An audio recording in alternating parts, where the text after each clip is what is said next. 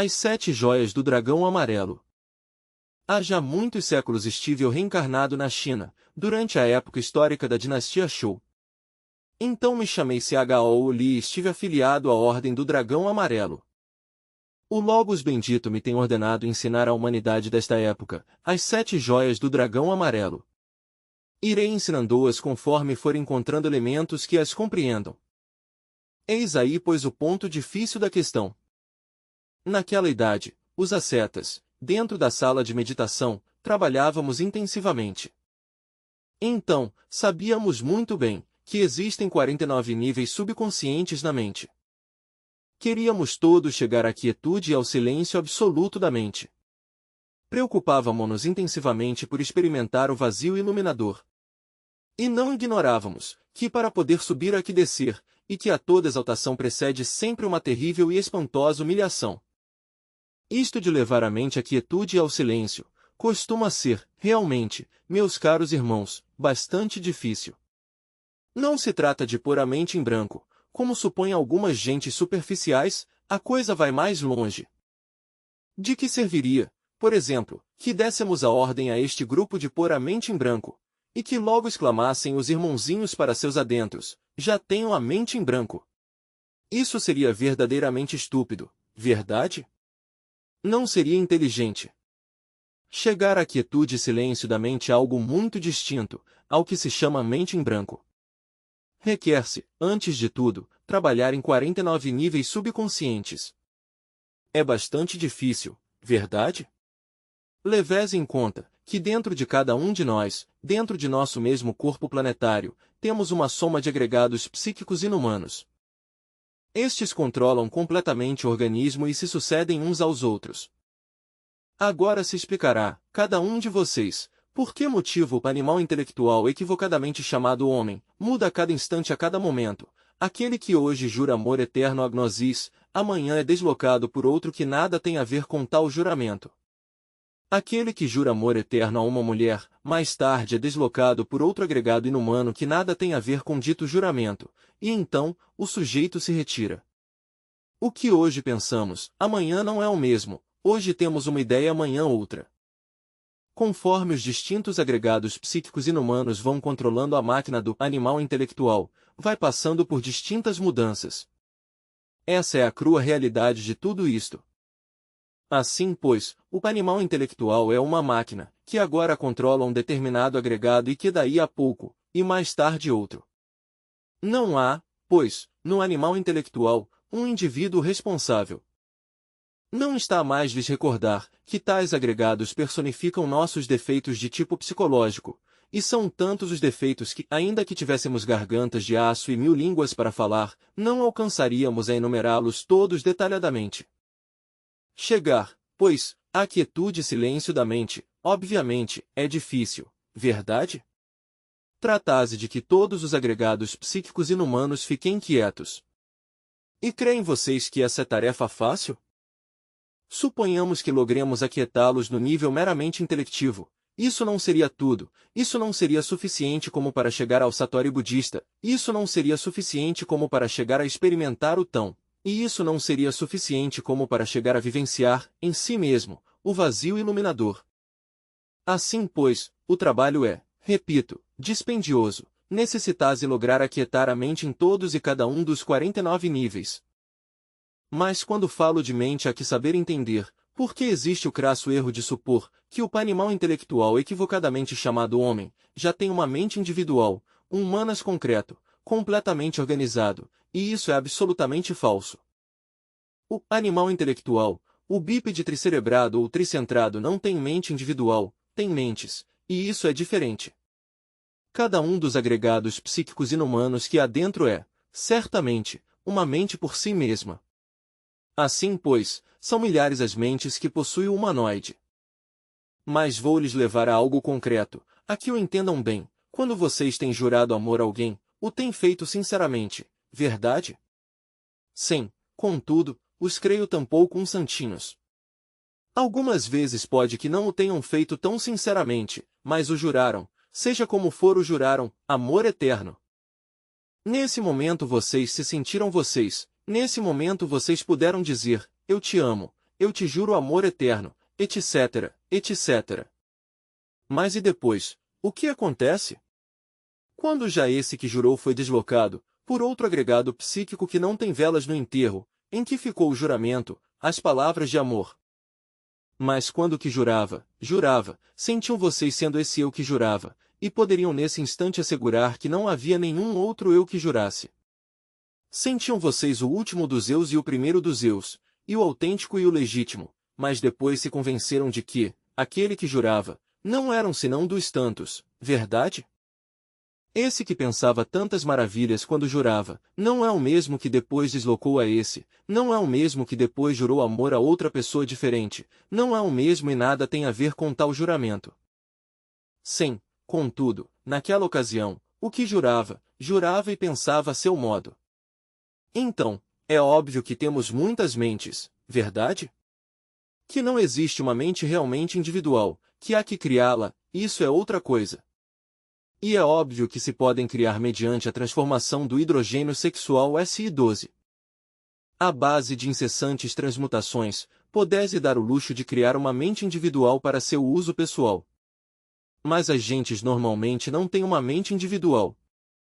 Cada um de seus agregados psíquicos, ou em outros termos, cada um de seus eus, tem sua mente própria. Assim, pois, o animal intelectual tem muitas mentes. Pensem no que é aquietar a tantas mentes, e levá-las ao silêncio completo em 49 regiões.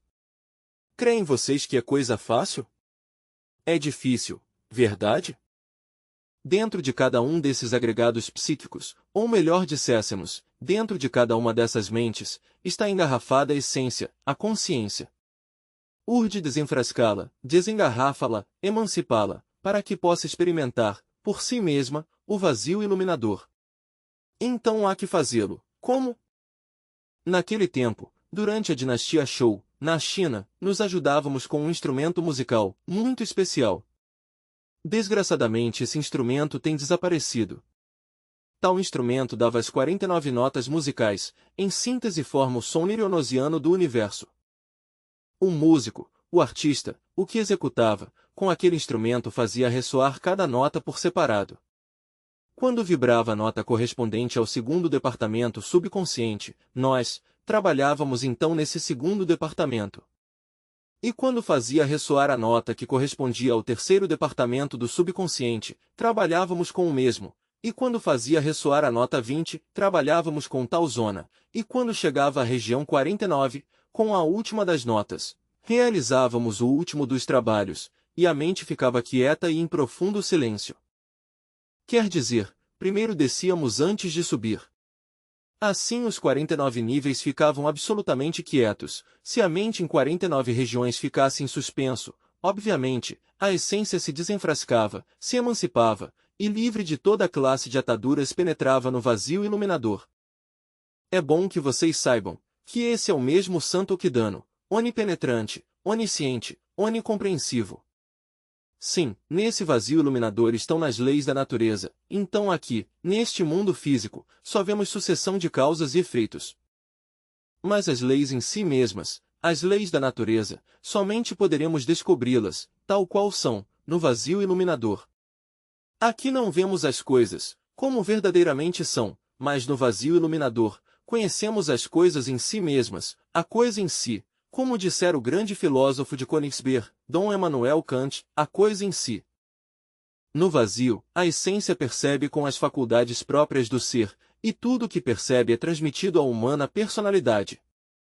Resulta interessante saber que em tais momentos, os centros motor e emocional se unem com o intelectual para tornar-se receptivos. Então aquilo que é essência, em si mesma, está experimentando no isso que é o real, no isso que está para além do tempo, no isso que está para além do corpo, dos afetos e da mente, vem até a humana personalidade, até o centro intelectual. E ao passar o êxtase, o satori dos santos, o samadhi, ao regressar a essência ao corpo físico, ao corpo planetário, as recordações todas ficam, pois, na mente, no entendimento. O problema para chegar, pois, a experimentar isso que é o real, para chegar a vivenciar o que é o vazio iluminador, está precisamente em saber aquietar a mente, em saber levá-la ao silêncio. Obviamente, começais o trabalho em atitude receptiva, vão vindo ao entendimento distintos recordações do ego, paixões, traições, afetos, apegos, tragédias, etc. E há que ir compreendendo-as ponto a ponto, há que ver, observar, compreender. Quando a procissão terminar, ficará quietamente no nível intelectivo. Então, um novo esforço nos fará descer à segunda região do subconsciente, novas cenas se vão vivenciando, novas recordações, etc. Trabalhar se fará indispensável, necessário, até compreender cada uma dessas representações, e conseguir a quietude e o silêncio da mente. Um terceiro esforço nos levará à terceira região subconsciente e por esse caminho vamos descendo por uma escadaria, dissessemos, simbólica, de 49 passos, até conseguir a verdadeira quietude, o autêntico silêncio. Se cremos nós que já chegamos à quietude, e no entanto, não advém nada novo, é porque não chegamos. Nesse caso temos que descer em nossos próprios infernos atômicos e desafiar a mente e recriminá-la. Primeiro há que fazer-lhe compreender, mas se não entende, há que recriminá-la, desafiá-la, obrigá-la a obedecer. Nesta palavra mente, estou sintetizando a todas as mentes juntas, a tudo isso que constitui o mim mesmo. Se se consegue a verdadeira quietude de fundo, nas 49 regiões subconscientes, o êxtase será inevitável, virá o satori. Em tais momentos, submersos no grande vazio iluminador, sentiremos como se a gota se afundasse no oceano e o oceano na gota. A consciência irá se expandindo cada vez mais, como se expande uma gota de água quando cai no mar. Cada vez mais profundas. Sentiremos ser o ave que voa, o arroio cantarino que se desliza entre seu leito de rochas, a florzinha movida pelo vento, a árvore solitária que cresce na planície, o cometa que se desliza veloz como uma gota de fogo caindo em um abismo sem fim, a lua que roda ao redor de seu centro de gravitação, o átomo, e a molécula, o ave que ensaia o voo ao amanhecer, o sol que nasce no oriente e que depois se oculta entre seu leito de fogo, no ocidente. Todo sentimento de separatividade desaparecerá. Vivemos, por assim dizer, entre um oceano de luz que não tem margens. A consciência se expandirá cada vez mais e mais e mais. Algumas ondas se destacarão entre esse oceano de infinita variedade de cores, os deuses santos. Mas como a consciência tende a expandir-se cada vez mais entre o grande vazio, entre o santo Kidano, vem o terror e se perde o samadhi, o êxtase. É necessário preparar-nos com antecipação para não chegar a sentir tal terror, é conveniente eliminar o eu do medo com antecipação, para jamais chegar a temer. Por que seria lamentável perder o samadhi, o êxtase? Se não há temor virá uma mudança transcendental. Encontraremos que esse grande vazio iluminador, esse santo Kidano, tem um centro de gravitação, um centro gravitacional, que não é outro, senão o sagrado Sol absoluto, o sagrado absoluto solar, do qual emana, realmente, o Santíssimo Kidano, onipenetrante, onisciente e onimisericordioso. Logo virá o maravilhoso, convertidos nele, ou fusionados com o Aissof Paranishana, que não é senão a estrela atômica interior que sempre nos tem sorrido, viveremos ditosos no radiante sol espiritual da meia-noite. E será ali, precisamente ali, onde entremos a conhecer a verdade final e não em nenhuma outra parte. Nesse grande sol absoluto se diz que o tempo é 49 vezes mais rápido que neste mundo. Convidou-os a refletir. É claro, meus caros irmãos, que aqui o tempo é 49 vezes mais lento. Por quê? Porque existem 49 departamentos subconscientes e o tempo é completamente subconsciente, subjetivo.